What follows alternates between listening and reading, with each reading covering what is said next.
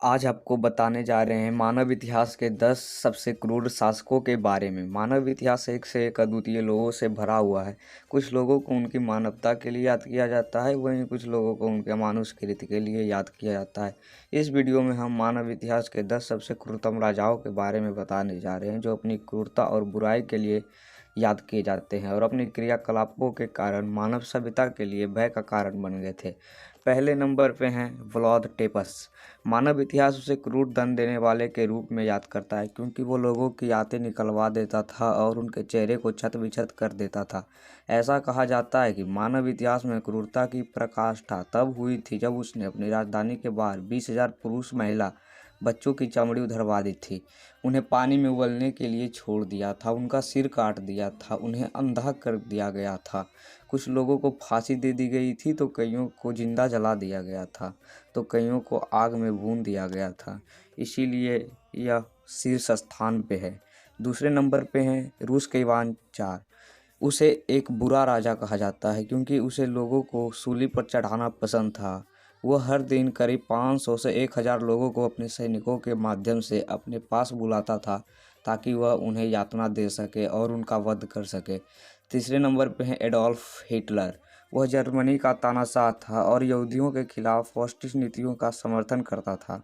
उसने जर्मनी के बारे में यहूदियों के बीच भय पैदा करके पूरे जर्मनी को एकजुट किया।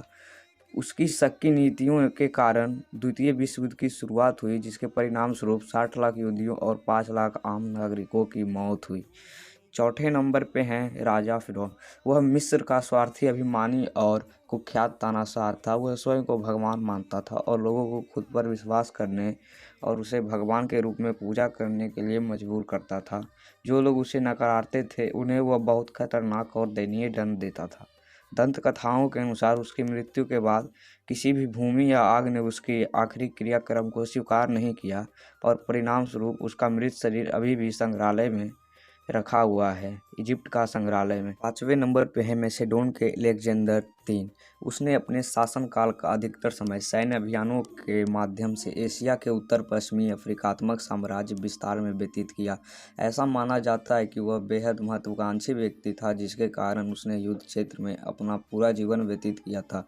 इसके अलावा उसे बहुत गुस्सा आता था, जिसका कारण अत्यधिक मात्रा में शराब पीना था। 6 नंबर पे हैं जोसेफ स्टालिन।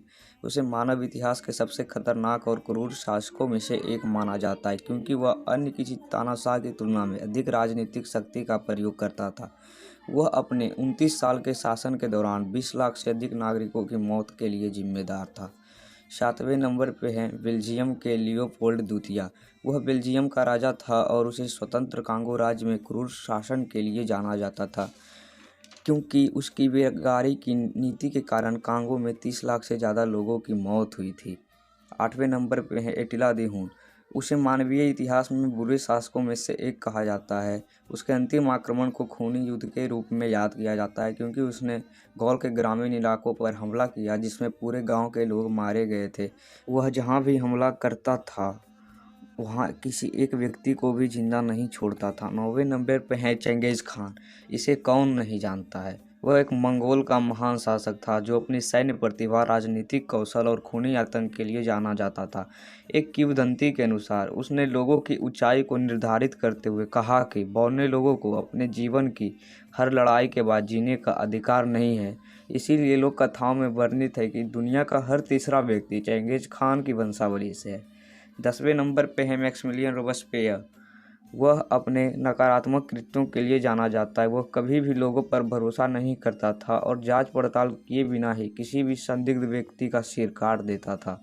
इससे सत्ता हासिल करने के लिए लगभग 50 लाख लोगों का सिर काट दिया। गाइस, वीडियो अगर अच्छी लगी तो वीडियो को लाइक करें और चैनल पे नए आए हैं तो चैनल को सब्सक्राइब करें, कमेंट कर बताएं नेक्स्ट टॉपिक क्या